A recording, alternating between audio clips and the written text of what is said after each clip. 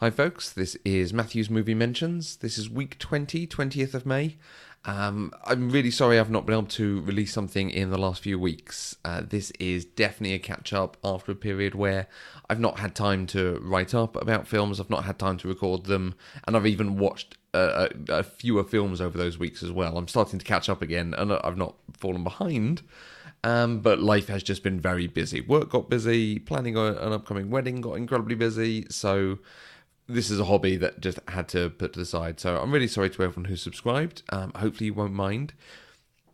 I've not put too much detail on everything in the list that I'm about to cover in the interest of not making this an hour-long episode. So I'm going to kind of rattle through, but I'm going to try to point out the ones that particularly, the movies I've watched that I particularly enjoyed and think everyone should watch. So, here we go. I watched The Free World, which is very much I should have trusted my instincts. Like I said a while ago, film didn't sound great, but it had Elisabeth Moss in it. So, I was like Elisabeth Moss. This film did not do anything. It tried to be an intense thriller, and it really did not land. I watched Bill and Ted's Excellent Adventures, which is one of my favourite movies from my childhood. I was excited that we covered this on Pop Culturally Deprived, so head over to that podcast for all my thoughts, but you can't go wrong watching this.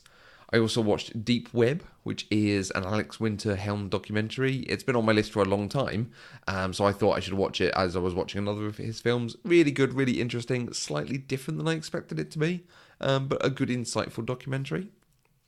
We also covered The Dark Knight Rises for Pop Culturally Deprived. It's not the best of the trilogy. It's too long. There's stuff in there that I could pull out quite easily, but there are parts in here which are really well executed. Anne Hathaway in particular, she's great. So there's stuff in there to enjoy. I watched Shin Godzilla, which I'd wanted to watch for quite a while since it first came out. I do like a good monster movie, and this is this is one of the best I've ever seen. They completely updated the monster as the nuclear weapon metaphor, so it really worked in modern Japan. And then it did a lot of really good work about the country and its responses to these things. So Shin Godzilla, worth checking out. I then watched Alien Covenant, which I always say I'm a fan of the Alien movies, but probably only the first 4 by this point. I didn't enjoy Prometheus, and I didn't really enjoy this either. I don't really get why this movie exists. There's one scene that adds something to the mythos, so. Next is The House, which looked bad and silly at the same time, and that pretty much sums it up. Amy Poehler and Will Ferrell do the thing that they do. There were a couple of moments that made me laugh, but not great, not anything unexpected. We watched Aladdin, and we did that on the podcast. It's one of the best animated films ever, so go check it out. I watched Rough Stuff, which Letterboxd now lists as the most obscure film I have watched this year. It was enjoyable and silly. Nothing really to seek out, but if it was on, I wouldn't tell you to turn it off. I finally got through watching The Odd Couple, which has a great first half that I had seen before, but then the film doesn't know what to do with it, so the second half trails off somewhat. The performances are wonderful. There was great chemistry there, so that's good. I watched Rough Night, which, again, started off well and trailed off. There was some good comedy, but there was a really weird thing of Kate McKinnon cast as an Australian, which, with other cultures, we'd be campaigning and saying, no, that's whitewashing, so it really didn't work on that front. I also watched How to Be Single, which was funnier than Rough Night and had some very interesting takes on being in a couple, so it was, again, a good bit of fun worth watching. Orbiter 9 is really good sci-fi, non-English-American sci-fi, which is quite unusual for the most part. So that's worth seeking out on Netflix for something a bit different. If you like Moon, you might enjoy this. We also covered on the podcast, Pop Culturally Deprived, we did Ghostbusters 2, which is a good sequel. It's not great, but it's fun enough and again, worth a watch. I also finally watched the Chris Evans film Gifted, which was a very simple story. There wasn't much depth to this film, but it was told incredibly well, so I actually really enjoyed that. The musical Newsies, or The Newsboys, as it's called over here, which kept forgetting it was a musical. Every so often it would throw in a reprise or a few lines, but generally it didn't remember it was a musical, and that almost made it better. There was some good stuff in here, actually. I quite enjoyed it. I got to the cinema to see Avengers Infinity War, which you've probably seen already. It's a good film. I'd like to hear from someone who hasn't seen the rest of the series, but yeah, it's good. Sadly, I also watched The Dark Tower, which was incredibly average and very dull for what should have been a very good action film. With some friends, I watched Tremors, which is good B-movie fun. You can't go wrong with Tremors. It is silly and it revels in its silliness. Not the same can be said for Kramer versus Kramer, which was really well told, really intense, some really good performances, but it did feel a bit problematic. It felt like a bit of a hatchet job on sort of the feminism of the time, of women wanting to have a career and not just be forced to stay at home. Another podcast episode, Parenthood, which is a great comedy. Steve Martin absolutely owns it in this film, but the whole ensemble is terrific, so that's a good podcast to seek out. It's actually out this week. The one next week is Blazing Saddles, which is another great comedy, a really good ensemble, some great performances, some great moments. I finally got through Tinker Tailor Soldier Spy, which is good, but a bit dark and a bit slow, and not really my thing in general, but political thrillers are not my go-to. Off my watch list, I finally watched Boogie Nights, which was an interesting story, but a bit stressful. I didn't enjoy most of the characters and the decisions they made, so it just wound me up all the way through, and yeah, I didn't enjoy it by the end of it. I was recommended to watch Ted, the Seth MacFarlane teddy bear thing. I think I missed the point of this film, or my friends were winding me up about telling me to watch this, because it's not a good film. Same can be said for Triple X3, The Return of Xander Cage, was terrible, please avoid it. However, Girl Flu was very original, a very well-told coming-of-age story for a young girl. That was really good. My partner talked about how there was stuff in that film she'd never seen done as a sort of coming-of-age story for a girl before, so that's worth it. Equally, Logan is great. Every time I see it, I remember more how good it is. It always takes me by surprise. We shouldn't have this film. It's that good.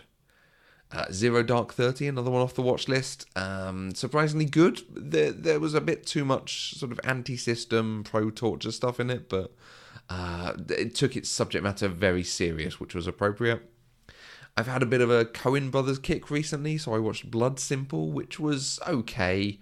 You could tell it was a very early film from them. Some good performances from some great actors. The City of Lost Children, one my partner wanted to watch, was proper weird.